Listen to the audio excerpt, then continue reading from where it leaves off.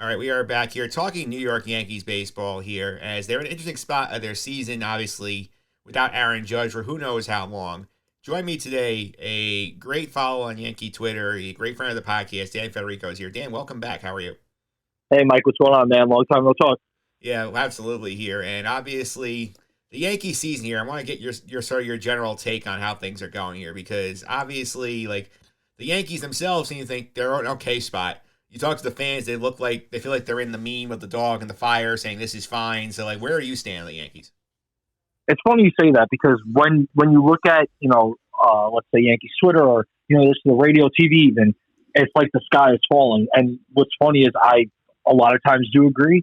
I mean, the offense for the most part is lifeless, especially without Aaron Judge. Right, you're getting inconsistency from your pitching staff. The bullpen has been a bright spot, but even there's been a couple of blips here and there, which is obviously expected. No bullpen is perfect, but I say, again, from the outside looking in, it's a lot more negative than positive. When you look at the standings, they're 8 games over 500. They're in a wild card spot. I know there's a long way to go, but they are, the second wild card team right now. They're, I think, 8.5 games back as we're speaking, something around there. So, they're not out of it, and 8 games over 500. It's crazy to think like that when you see everybody else talking about, like you said, the sky's falling, the world's ending. This is fine. So they're in an interesting spot. Hopefully as Judge gets healthier, it'll be a big bright spot, which would be expected. Yeah, trust me, as a Met fan here, I will gladly take what you guys have going on as opposed to what's going on my team. Yeah, I mean, the other side of New York is not looking too hot right now either, especially with the payroll that they have, and now you got Steve Cohen doing a press conference tomorrow. That's going to be super interesting. But yeah, I mean, you hear that too. A lot of Mets fans would take the trade off, and I don't know if a lot of Yankees fans would make it as Mets fans for what you guys go through year in year out. It seems like, but things in the Bronx aren't looking too hot either. Yeah, for sure. Let's go to Aaron Judge here because obviously he hurts his toe crashing into the wall in Los Angeles earlier this month. We're sitting here waiting, no updates, and all of a sudden it comes out over the weekend. Oh, I tore a ligament in this toe. It hurts to stand on it. I might be back in August. I might not. Depends on how it's feeling here. Like, what's your thoughts here on this Aaron Judge situation with the impact these injuries having on this team? I mean, it's super unfortunate. I know there's always going to be that narrative that he's injury prone. But again, this is yet again another injury where it wasn't like he, swung a bat and tweaked something. He was going all out for his team, and he paid the price for it.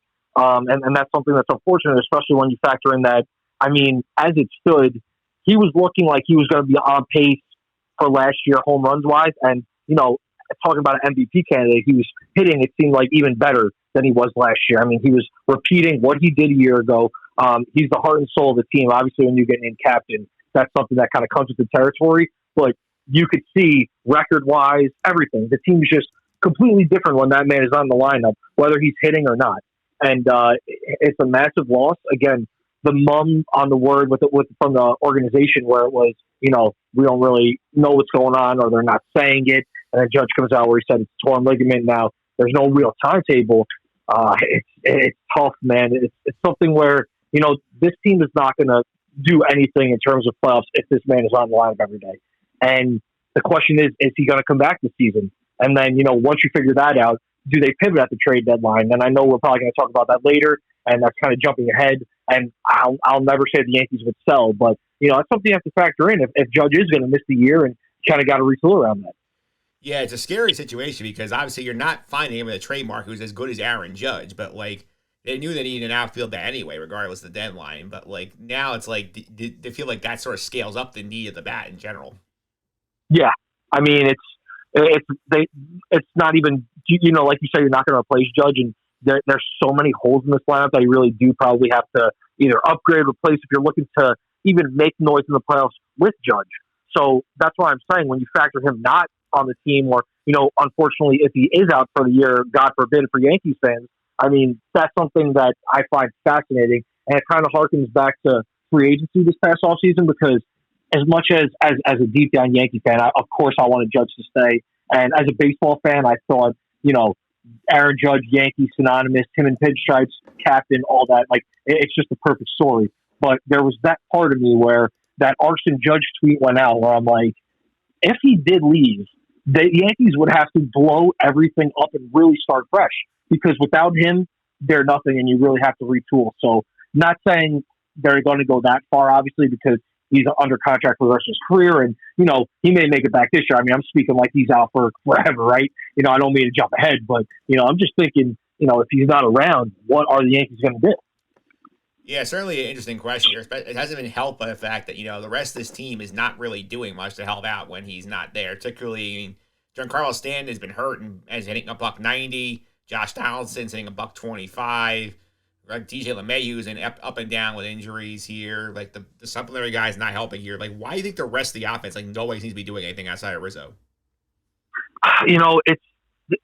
It's hard because it's a bunch of different circumstances, right? When you talk about DJ LeMahieu, he probably should have had surgery this offseason, and that's something that, the Yankees seemed like they didn't want to take a hit on, losing him when, you're competing for a World Series. But this is something where now he's being affected, into year 2 of this injury.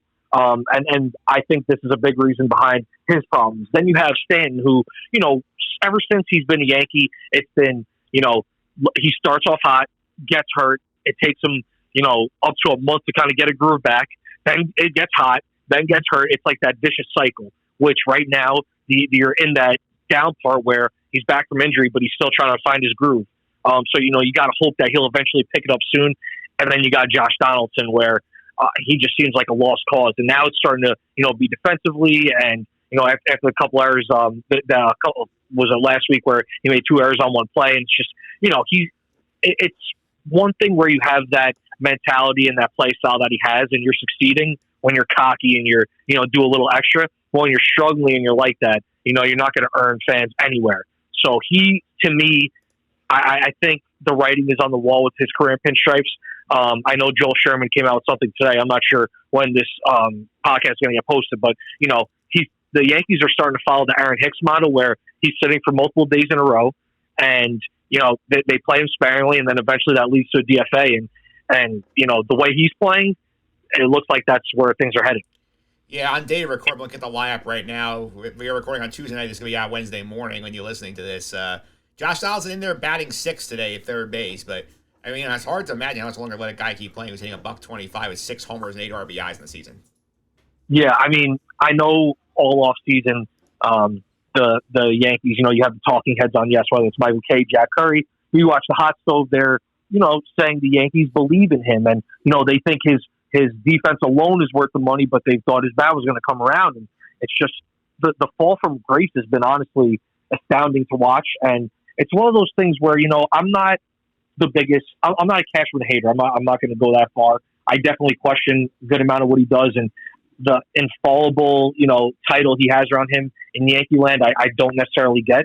But, you hear the things where people say, he doesn't want to ever look dumb. And it seems like they're kind of flowing with that now. Like he wanted to be proven right with this trade to me. And, they already lost out on the IKF part. He was supposed to be the stopgap shortstop for, 2-3 years until Volpe was really ready. And that didn't work out. And now, you have Josh Donaldson, who's making $29 million this year. And they're just still trying him out every day, really in the middle of the lineup, 5th, 6th, wherever he's hitting, he's out there. And it's just not working out in any way. So, I think, like I said, the DFA is looming. But yeah, I don't. All right, you want to value his defense? Fine. Why you got to bat in the middle of the lineup every day when he's hitting a $125? I have no idea. Yeah, I also wonder if the hesitancy is also like seeing what happened with Aaron Hicks. So they cut him finally, and he goes to Baltimore, and he's been crushing it. I mean, I was down in Baltimore on Saturday. I saw him in a homer in person. He's hit 4 for them. He hit 1 for the Yankees all season. Yeah, I mean, there's always that thing, and like we've mentioned Yankees Twitter a bunch of times. He's going to sign with whoever the A's, and he's going to hit 3 home runs in 5 games, and everybody's going to say, why did they get rid of him? But I think like Hicks, it's one of those things where it's just not working out, and no matter what he does elsewhere, it was never going to work out here. And right now, that's what it's looking like. It's just no matter what, it's not going to work out with Josh Donaldson on the Yankees. Yeah, one guy who should work out long term, but I struggle a bit right now is rookie shortstop Anthony Volpe here. I mean, he's played good defensively for the most part, but he's hitting only a $195, 78 games of the season. He struck out 89 times, 257 at bats, which is a lot. I think it's almost 35% of his play appearances he's striking out here. Are you surprised they've not been tempted, considering he barely played AAA last year, to send him down spring Peraza and here may give Volpe a chance to reset himself? I'm not surprised now. He definitely impressed in spring training, and earned the job. Don't get me wrong. He definitely did.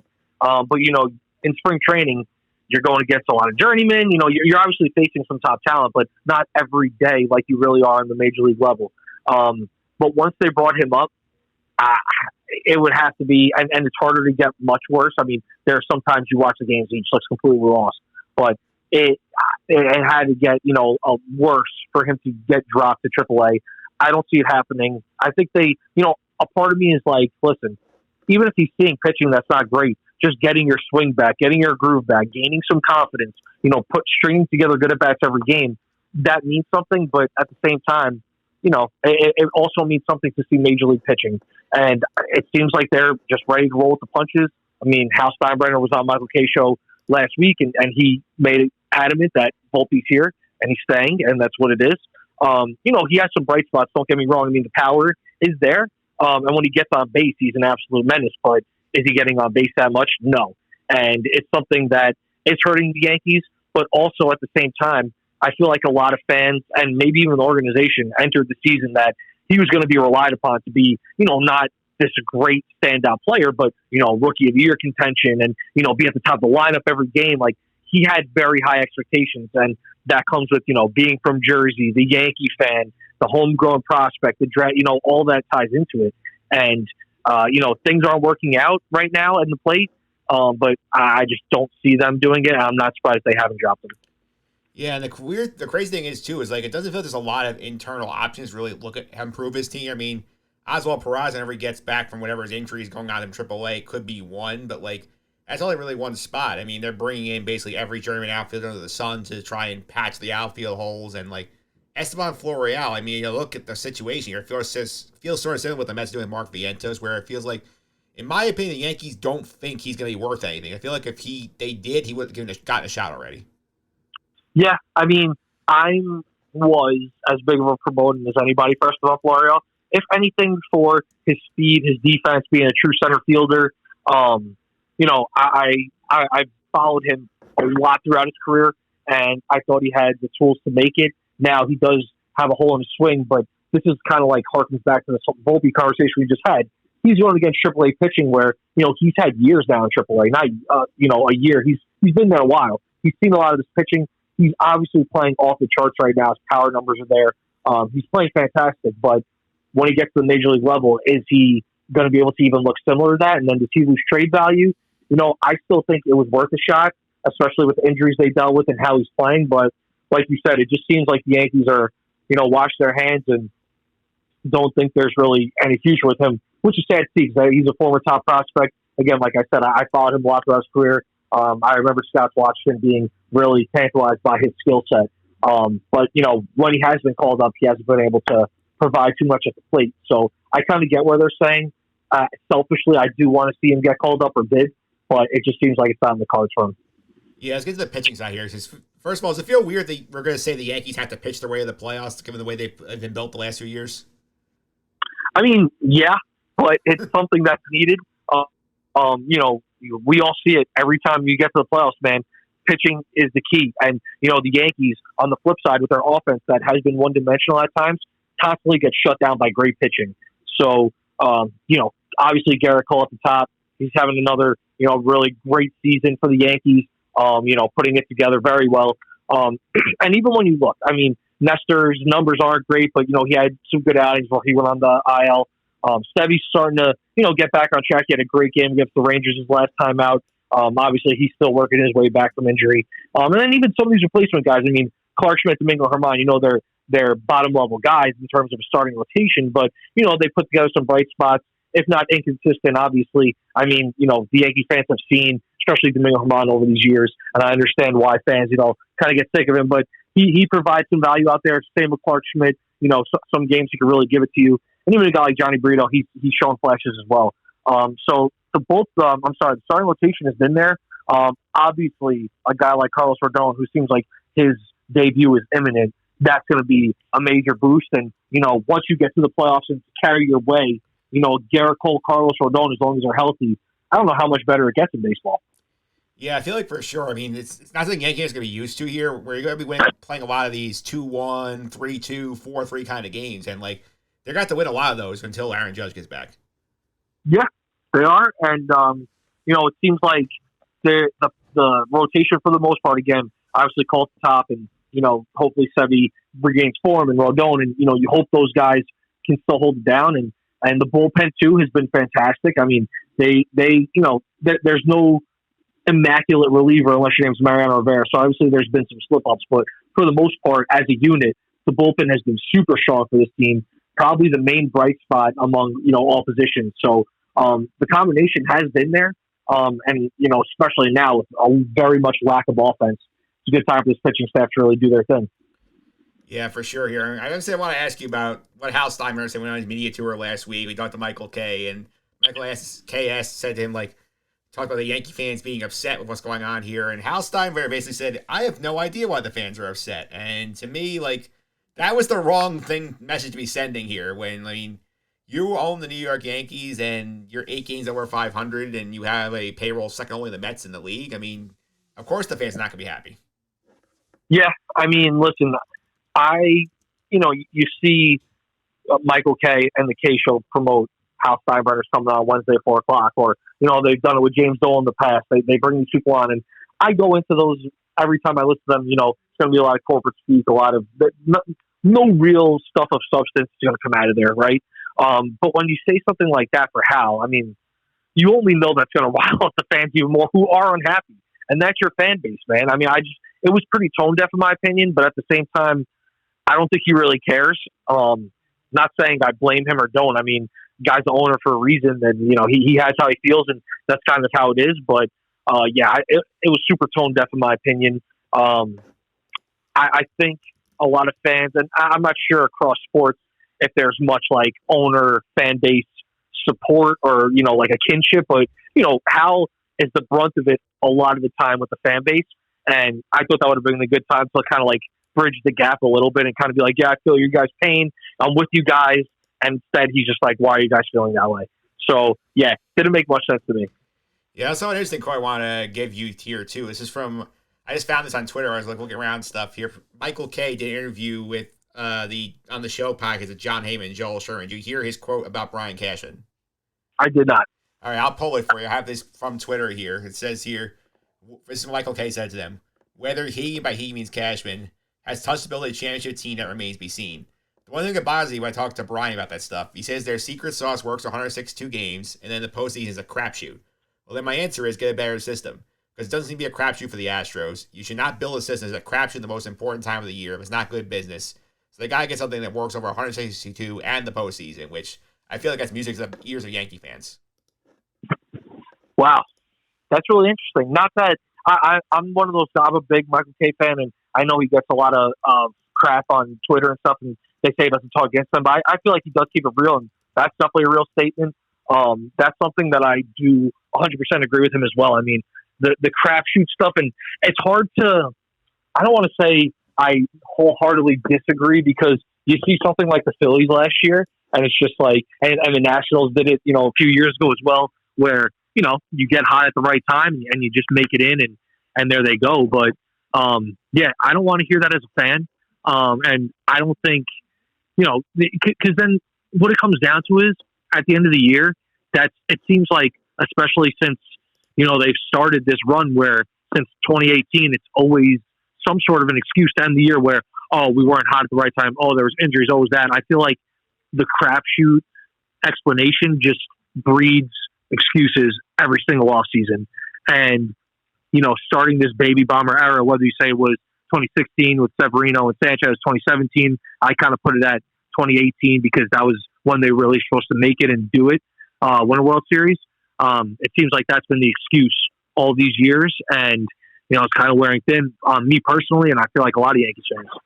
Yeah, that's for sure. Let's talk about what Brian Cashman can do at the trade deadline here, because obviously you figure his number one priority is offense because they need it in multiple spots here. So, what do you think he's looking for? You think it's just outfield? Do you think he tries to find an infielder who could maybe supplement like a Donaldson type? Where do you think they're looking?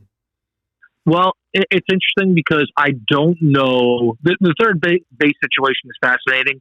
I know I said it before. I do think Josh Donaldson will be DFA'd by the trade deadline. I don't think he'll be a Yankee one way or the other. But at the same time, it's like I don't understand why they're not giving Peraza this opportunity. I mean, he's another one who's doing really well in AAA, but you could plug him in right now, and he's another one where, okay, there may be road bumps, but if he's hitting 125, at least that's your homegrown prospect and like somebody who has a future and you can develop. It's not a washed veteran who doesn't really bring anything of substance to the table whatsoever, who's also making $29 million a year. So I think at this point, third base is big, left field is big. The differences between now and years past is I don't think there's that, big name that they're going to bring in. I mean, obviously it didn't work out that way, but Joey Gallo was a big name when they traded for him. I mean, he came on and was hitting, fifth, and they thought he was going to be a left fielder for a long time. Anthony Rizzo, same thing. I mean, he's obviously still at the team, so you say that worked out, right? But I think whether it's left field, third base, it's really going to be a marginal upgrade, a stopgap upgrade. I don't think they're going to go out and get a Juan Soto. I just can't see that happening. Shohei Ohtani, obviously. I mean, you just unrealistic. I'm thinking more of a Jamer Candelario could come in and maybe play third base and kind of bounce around. A Jock Peterson maybe, could be a DH left fielder, first base type guy for you, a lefty who's had postseason experience and, has a lot of power in his bat. Guys like that. I don't know. Randall Grichuk could be somebody in the outfield. Ryan McMahon, another Colorado Rocky, I think, could be an option, but these guys aren't sexy. These guys aren't game changers. They're complementary pieces. And that's kind of what the deadline is most of the time. But for a team like the Yankees, I mean, they need big upgrades. I just don't think that's possible. Yeah, it's also trickier because the way this league is this year, especially with the third wild card in there now, is that like there are not many clear sellers here. I mean, you got 4 right now, let's say, in Kansas City, Oakland, Colorado, and the Nationals. Like, you're waiting to see, like, do teams like the Mets keep falling out and start selling pieces? Do the Cardinals start selling pieces? This is one of those things I feel like there might be a scenario, I'm reading about this in The Athletic, maybe, like, you're doing a buyer-to-buyer trade. Maybe you trade from a surplus to another contender surplus. You guys help each other. I mean, that might be more where the Yankees have to go. Yeah, that's really interesting. That's something that I could definitely see. The addition of the wild card definitely, changed a lot of things. And, part of me says, push the deadline further, but how much further could you go before the playoffs? You got to kind of build that chemistry and, get everything going before then. So it's kind of a tough way to go about it either way. I do like that scenario, especially when I'm assuming we're going to talk trade deadline, right? So I'm thinking of players who the Yankees could be interested in. I didn't really put together, a buyer type deal. I don't really know what the Yankees could, trade. I don't know if you want to trade like a Severino for somebody or a Glaber. Those guys I feel like could be a part of a buyer switch. But then again, you're like, Glaber's not lighting the world on fire, neither is Sevy, but losing them will hurt no matter what you bring back. I mean, those guys are both, proven when they're on the field, they could get it done. Right. So that would be interesting. And, like I said, Sevy, I think could be somebody like that, like how they did Montgomery last year, where shocker.